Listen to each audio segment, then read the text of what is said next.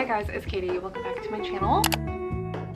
If you're new here, hi, my name is Katie Wismer. I'm an author and an editor. I have 7 books out currently. All the links are down below. I write steamy and bloody vampire books, emotional contemporary romances, and poetry. Book number 8, Bloodless Ties, comes out November 15th. It's the 3rd book in my Marionette series. You can pre-order now, and you can pre-order signed paperbacks and hardcovers on my website. So, it's been a while since we've had a video go up over here. Sorry about that. October was just honestly the busiest month I've had, definitely all year, but just like the busiest month I've had in a long time. Just work-wise, I was getting flashbacks to like a couple of years ago when I used to work like 8 million jobs, and I was just like working from like 5 in the morning until 9 o'clock at night. Like, it was nuts. But I wrapped up my final deadline and all the stressful stuff yesterday, so I am actually pretty much free for the rest of the year. And it's excellent. I'm so looking forward to it. I have one more client I'm doing in December. I have all of November off.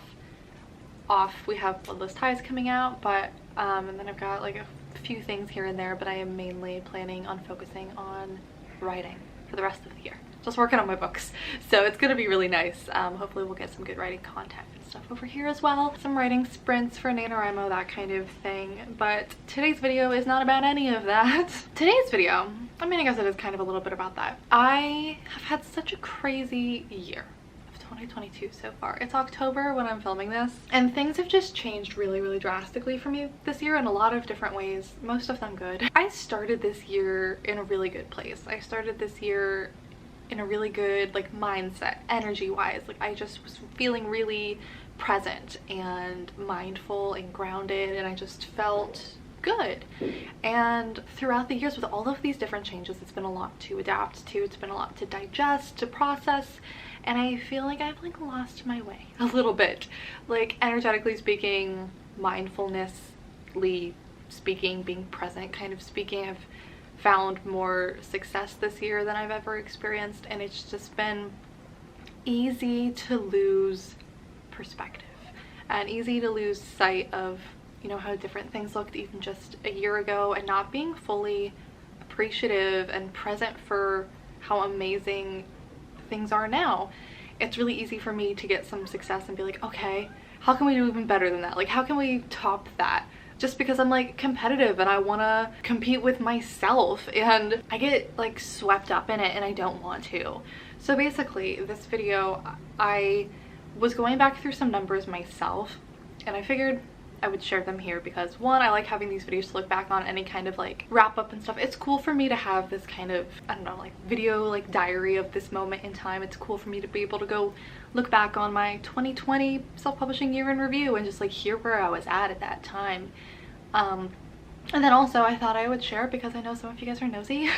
And it's fine, I get it. So we're gonna go back through and we're gonna compare some numbers from last year to this year, with the hopes of gaining some perspective, basically was the intent here. So like I said, it's October and it's not quite the end of the month, so I only compiled some stats from January through September, so that's what we're going to be looking at. And I thought this would also just be kind of a nice way to walk down memory lane and chat about the months in general and things that happened. So this video is more for me than anything else, so if you're not interested, I get it. But let's get straight into the numbers and stuff. So looking at January of 2021, what was I even doing in January of last year? We're still full swing pandemic. I think I wrote, that's the January I wrote the rough draft of Broken Perfect Lies, which is still not out. I hadn't released any of my books that are like my bestsellers now yet. I hadn't released the Anti-Relationship Year yet. I hadn't released any of the Marionettes books yet. I had written the rough draft of the Marionettes though. Man, that's wild.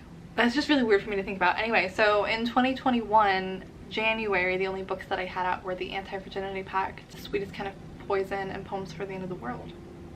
That was all. So we saw 130 book sales. This was just like an average month for me. It wasn't a release month, nothing special. I wasn't doing a marketing push, nada. This was just kind of like coasting, existing. This is what it looked like. Compared to January of this year, we saw 773 sales, which January of this year, I did release the hardcover of the Marionettes. So I had kind of a book release, but the Marionettes had already been out. It was just a new form of it. So in a way it was a release, in a way it wasn't. I hadn't even started my marketing experiment yet though, so I wasn't really marketing the books that much. Moving into February of 2021, I would have been getting ready for the Anti-Relationship Year's release because that came out in March of 2021. So I mean, I could look back at my old blogs. I was probably just very focused on like editing the books. I was also taking on way more editing clients at that time, so I was probably really busy with that. We saw 121 sales, so honestly about the same as January, compared to this year, 423 book sales. This is the month before I started that big marketing push, so this is kind of a good baseline of like coasting, existing at the beginning of this year. Then we get into March, so 2021, that's the month that the Anti-Relationship Year released, which the Anti-Relationship Year honestly could deserve its own video at this point, just like talking about the journey of this book. I'm so proud of this book this year. I'm so just kind of like in awe of the sharp left turn that this book took. So in March we had like a decent release for this book and everything, but I've talked about in the past how within its first like year of being out, the Anti-Relationship Year was my lowest seller. I was struggling to market, I was struggling to sell it. Now I've sold well over 10,000 copies of that book. So it's just kind of crazy to think about. In 2021, 524 book sales, and in 2022, 830 sales. Now this is starting the marketing experiment. This is when I started posting all of the videos. If you don't know what my marketing experiment is when I say that, I have videos on it. I'll link the playlist down below. I basically just started getting really serious about marketing my books on social media like TikTok, Instagram, that kind of thing. Then we get into April. Hold on, I have to look something up. I was about to say this is a month that something released, but I actually can't remember what the release date for this book was. Yes, okay, this is the this is the month that Breakable Things released this year, which is my third poetry collection. April of 2021, I don't think was anything significant that I can remember. 308 sales last year compared to 1,245 sales this year, which is in part because it was a new release month for Breakable Things, but also this is when my marketing experiment really started to gain some traction and pick up some speed, which we see tenfold in May. 134 sales last year and 4,482 sales this year. In May, it wasn't a release month. Nothing new happened in May. This was strictly from marketing old books, which is what makes this so crazy to me to see. The majority of those sales are probably from the Anti-Relationship Year, which at that time last year was the book that I was like feeling really discouraged about. And I was like, I can't sell this book. I was just feeling kind of discouraged about my career as a whole at that time last year. I wasn't seeing the results that I wanted from my books. I felt like I'd kind of lost my love of writing a little bit at that point. There was a lot of negativity online at that time, which had been affecting me whether I wanted it to or not. And I was just really starting to doubt myself at that point. And then a year later, I see probably, I think that was my best sales month so far. Then we come into June, 203 sales last year compared to 2,482 sales this year. Still not a release month for either year. It's just wild to me that I was so used to like 300 book sales or whatever a month last year, and then I'm looking at several months in a row where I'm selling thousands of books in a month. That's just so like astronomically different that I have a hard time wrapping my head around it. Like, it's a big number, sure, it looks impressive, like whatever, but like I'm getting caught up like trying to like picture that many people, like that many people who are aware that my book exists, let alone that they thought it sounded interesting enough that they bought it. Like, I literally can't wrap my head around it. And it's not even, like, in the grand scheme of things, it's not even like that big of a number. They're self-published authors who are like selling like millions of copies of their books. But we're not comparing. That's not the purpose of this video. We're not doing that. Into July for 2021, 100 sales, and this year 2,587 sales. Again, July was not a release month for either year. However, August of 2021, this is the month that the Marionettes released last year. It was my first taste of like what I wanted with my book releases. This was the first time that I really started to see the results that I wanted. This was the first time that I, not even just like with the number of book sales, this was the first time that I saw like the reaction that I wanted from readers. I had people like, it had gone from feeling like I had readers to I had fans of the books. People who were like really invested in the characters, who were freaking out about the cliffhangers, who were anticipating the next book, who were offering up their theories, who were making fan art. Like, it felt like a very, very different atmosphere with this series. So last year it was 902 sales that month compared to 2,551 sales this year. I don't think I had any kind of release in August of this year. I think I missed some in one of these months in the past for 2022. I released the hardcover for Wicked Souls. So again, like a release, but not a release because Wicked Souls had already come out, but we did release a new version of it. Moving into September, 527 books in 2021 compared to 1,122 books. And that is the last month I'm going to show you data for because we're not done with the year. That brings our totals from January to September for last year to 2,966 books compared to 16,503 books this year. That's over a 450% increase, which to happen in a year, like I'm trying to put that into perspective of like if I had any other job. I feel like this is a really good reminder to me of like how fortunate I am to have a job that I have so much control over, which is why I love self-publishing so much, which is why I love working for myself so much.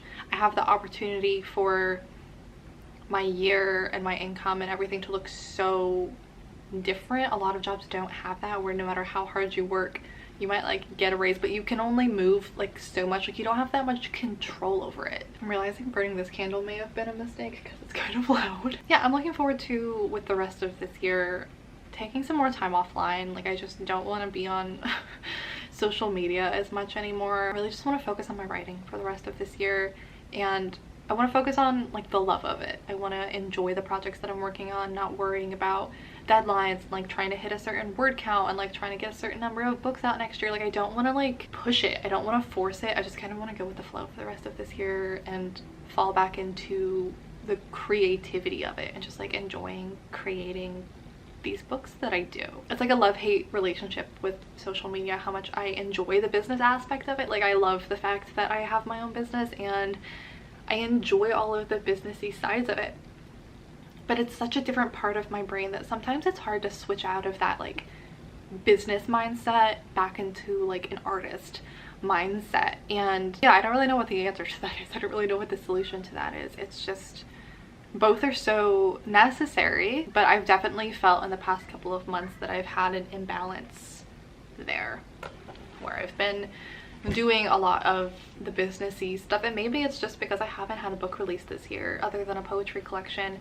My last book release for a novel was in December of last year, and so we have a new book release coming out in November, which I'm excited about.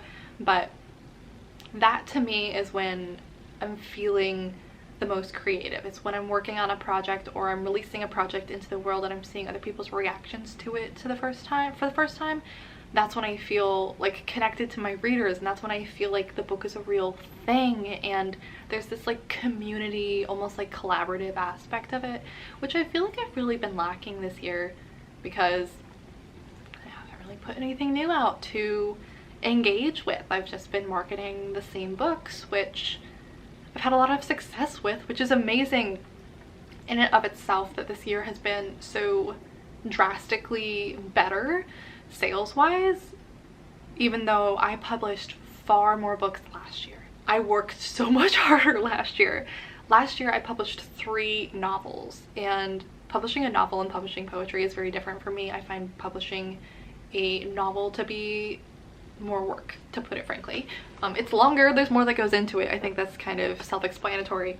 So to put out 3 full-length novels last year was a lot more work than so far this year I've put out a poetry collection. Like, that's it. I've been working on Bloodless Ties this entire time, which is a very long book. It's been very complicated and hard, so it's not like I've just been, you know, slacking over here. At this point I'm just kind of like aimlessly rambling and reflecting and just kind of like talking to myself. Like I said, I like to look back on these videos and I like to have my thought process and to be able to see like where I was at exactly. I sent out the first copies of Bloodless Ties yesterday to my early readers who were getting the ebook early because they participated in the Kickstarter. So I'm kind of like anxiously waiting for the first person to finish the book because only a handful of people have read the book at this point. So I don't know what the collective reaction is going to be. And this is the book of mine. I don't know if this is the book of mine that I'm the most proud of. That's what I was going to say. I feel like it is. It's the book of mine that was the hardest to write and the hardest to revise by far. So I'm the proudest of it in the sense that like I did it. Like I got through it. I got it where it needed to be. I finished it. It nearly killed me to do so, but we got it done. Something that's also been interesting, as you've seen from all of these numbers, my social media marketing has been really successful for me this year, and I've been so grateful for that.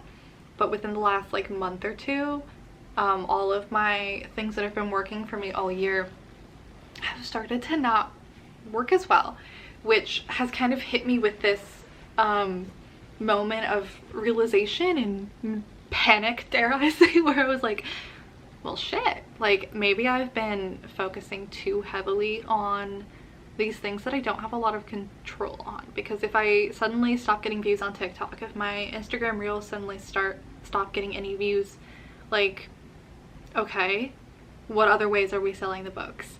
So I think that's something I need to focus on in the coming years. Is obviously this is working for me and I want to continue to do it, but I don't want to have all of my eggs in one basket. I don't want to be so dependent on it, because this last month has been kind of scary for me, where I've been doing all of the same things. I've been doing everything right. You know, I've been posting consistently. I've been posting the same kind of hooks, the same kind of videos that have worked in the past, and they're getting engagement, but for whatever reason the algorithm of the app, they're not pushing the video, they're not showing it to anyone. I have like, on Instagram I've got like 12,000 followers. Instagram's showing my video to 100 people. Like, what even is that percentage of my audience? Like, I can't control if they're not going to show my videos to people. So, and it wasn't just like one video flopped, it was like every single video that I posted in a month did that, and I was like, I don't know what's going on. So that's been kind of stressful lately, and I think that might be kind of what spurred me wanting to make this video. Was I was like trying so hard, and I was like trying to force it, and I was trying to get back to the same kind of momentum that I had before this random just like glitch, this random like pause in all of the success that I'd been seeing. And then I just had a moment where I was like, okay, maybe we just need to like stop. Instead of like pushing harder to try to see if we can fix this, why don't we just take a step back, take a moment, we reevaluate, and stop stressing about it so much. And it's funny because now that I've done that and I've spent the last couple of days like trying to like take a break and relax and just like stop stressing about it so much, today is the first day that a video has done well again. Which I think is amusing. Any other final thoughts for this reflection video? Like I was saying about not being able to like wrap my head around the numbers of the book sales, I was trying to like picture how many people that was.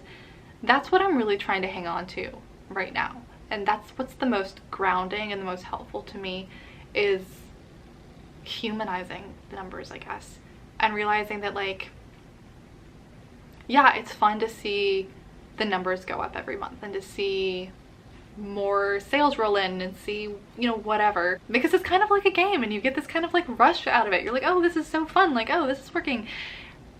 But then that does not even compare to the feeling that I get when I have someone DM me or reach out to me through email or something, and it's just this like really heartfelt message about how much the book meant to them and how, and it's just this like human to human moment where I realize like this thing that I created alone in my apartment by myself in my head, just like talking to myself for months, for some reason it really resonated with another person and it like really connected us.